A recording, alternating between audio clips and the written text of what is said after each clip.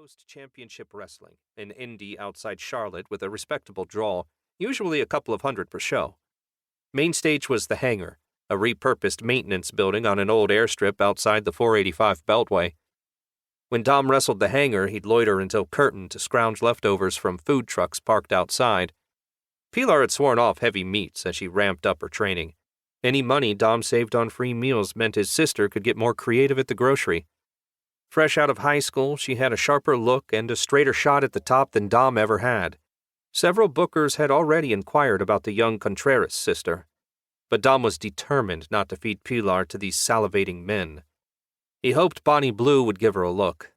After the death of her longtime partner, Bonnie was now in control of MCCW.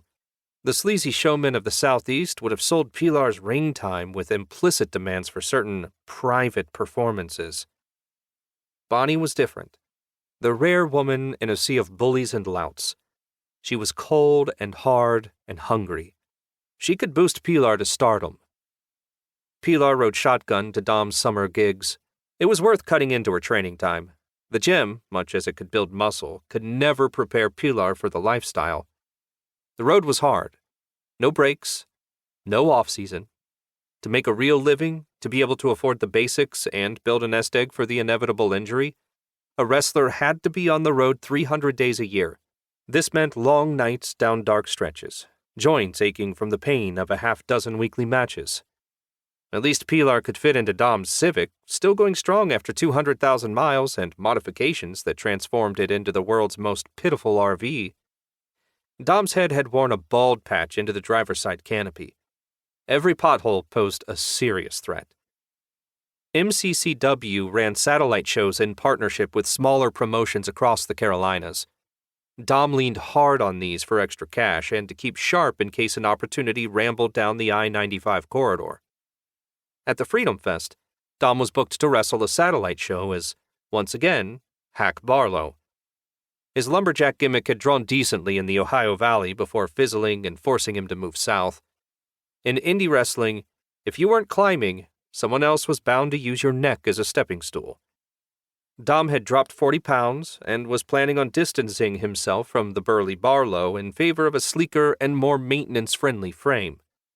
Who he would become was an unanswered question.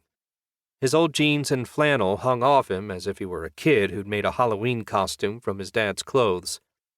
When a community celebrated freedom in the Carolinas, it was typically code for firearms. But this festival wasn't like the mashups of fair and trade show and Second Amendment circle jerk that Dom was used to. The first sign was the leather, any trace of it much too much as the temperature climbed. Armbands, spiked collars, chaps, leashes, hoods, corsets, and, unbelievably, full bodysuits. All this amid stars and bars types browsing cases of assault weapons, slurping from tall boys as they meandered from tent to tent. Outside a donut truck, a middle-aged woman fingered the trigger of an airsoft replica Glock.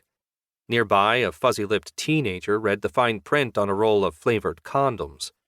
At a booth crammed with obscene trinkets, a man in a striped polo and salmon-colored shorts squeezed a dab of clear liquid onto his index finger, thoughtfully rubbed it with his thumb, and sniffed. "Doesn't matter how long you've been on the road," Dom said. "You've never seen everything." Pilar wedged her phone into a front pocket of her jean shorts. Half the screen stuck out over her waist in the hem of her bright green tank top. She wagged a finger at her brother. "You love this, don't you? Maybe we've found your kink. El fetiche de domingo. Wait, it is fetiche, right? Fetis? Patrices? I have no idea," Dom said. Pilar scrunched her face. "Well, we should do some shopping. You'd look good in this stuff. Are you a leather or spandex man?" "You don't know?" "I thought we were close, Pilar." "Shut up. I'm serious. We could build a new character for you right here on the cheap. Cowboy, sergeant, gun nut."